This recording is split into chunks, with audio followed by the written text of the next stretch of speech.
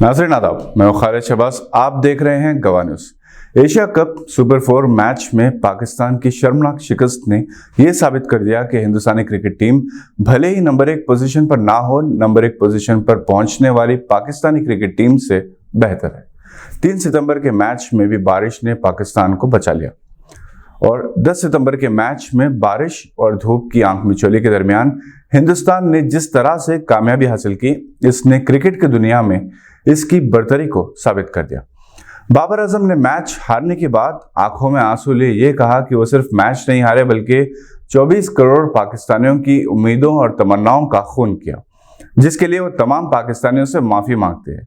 ये हकीकत है कि 10 सितंबर को रोहित शर्मा और शुभमान गिल ने शानदार बैटिंग की और एक अच्छे स्कोर की बुनियाद रखी और बारिश की वजह से मैच दूसरे दिन के लिए मुलतवी हो गया।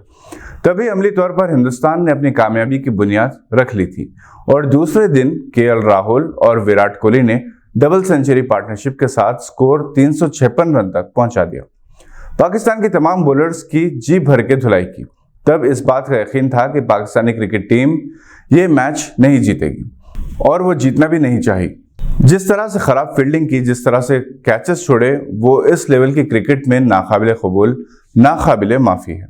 विराट कोहली और बाबर आजम का तकाबल किया जाता है, मगर पिछले अहम 2 मुकाबलों में विराट कोहली ने अपनी शानदार बैटिंग से हिंदुस्तान को कामयाबी से हमकिनार किया और उन दोनों मैचों में बाबर आजम नाकाम रहे। विराट कोहली बिलाशुबा आज के दौर में सबसे बेहतरीन और सबसे अजीम बैटर हैं, जिसने क्रिकेट का भगवान समझे जाने वाले सचिन तेंदुलकर के रिकॉर्ड्स की ऐसी तैसी कर दी। पाकिस्तान के साबिक क्रिकेटर राशिद लतीफ के अल्फाज में, इंडिया जब बैटिंग कर रही थी तो लग रहा था कि वो एडिलेड खेल रहे हैं और पाकिस्तानी टीम की बैटिंग किसी लोकल टूर्नामेंट की बैटिंग लग रही थी। बावसूख ज़राए के मुताबिक ऐसा लग रहा है कि टीम के बाज़ खिलाड़ी बाबर आजम के खिलाफ साजिश कर रहे हैं। मैच हारने के बाद ड्रेसिंग रूम में भी पाकिस्तानी खिलाड़ियों में गर्मा गर्म बहस हुई। बाबर आजम ने जब मैच हारने की वजूहात बताई कि किस तरह से एक तरफ बॉलिंग हो रही है और एक तरफ फील्डिंग जमाई गई, शाहीन अफरीदी जैसा खिलाड़ी कैच लेने के लिए गेंद तक पहुंचने की कोशिश नहीं करता, इंडिया का खिलाड़ी विकेटों के दरमियान है, फहीम अशरफ के हाथ में गेंद है, गेंद छोड़कर हाथ से विकेट गिराता है। शादाब खान जैसा अजीम बॉलर इंतहाई कमजोर बॉलिंग का मुजाहरा करता है, जबकि कुलदीप यादव 5 विकेट लेने में कामयाब होते हैं। फखर जमां को बार बार मौका दिया गया था, फिर भी वो नाकाम होते हैं, जिस पर बाज़ खिलाड़ियों ने बहस की। शादाब ने कहा कि कुलदीप यादव ने जब बॉलिंग शुरू की तो पाकिस्तान के 4 विकेट्स गिर चुके थे, टीम प्रेशर में थी, जबकि वो जब बॉलिंग कर रहे थे तब कोई खिलाड़ी आउट नहीं हुआ।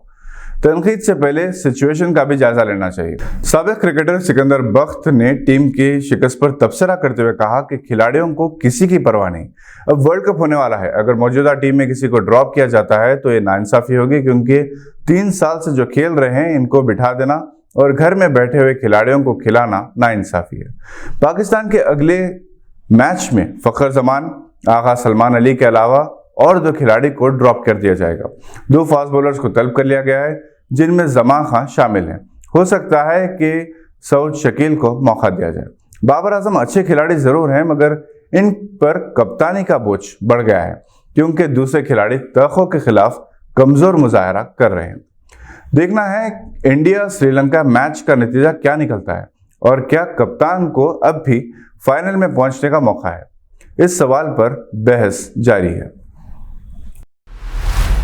Akbar travels of India private limited की जानिब से नामपली में वाक़ रेड रोज़ पैलेस में तेलंगाना और आंध्र प्रदेश के ट्रैवल एजेंट से इजहार तशक्कुर करने की गर्ज से एक शाम अकबर के साथ इवेंट का एहतमाम किया गया। इस इवेंट की सदारत जनाब केवी अब्दुल नज़ीर, चेयरमैन और मैनेजिंग डायरेक्टर अकबर ग्रुप ने की, जबकि इवेंट की निगरानी मोहतरमा Anita Singh, general manager Akbar travels of India Telangana और आंध्र प्रदेश रीजन ने की। इस इवेंट में तेलंगाना और आंध्र प्रदेश के बेशतर ट्रैवल एजेंट्स ने अपने स्टाफ, अराकीन और अहले खाना के हमरा शिरकत की। मोहतरमा Anita Singh, general manager Akbar travels of India Telangana और आंध्र रीजन ने ट्रैवल एजेंट्स का चेयरमैन से तारुफ करवाया और इनके बारे में तफसीलात भी बताई। आज के लिए बस इतना ही। नई खबरों के साथ फिर होगी मुलाकात। अगर आप हमारे चैनल पर नए हैं तो सब्सक्राइब करते हुए बेल आइकन दबाना ना भूलें। शुक्रिया।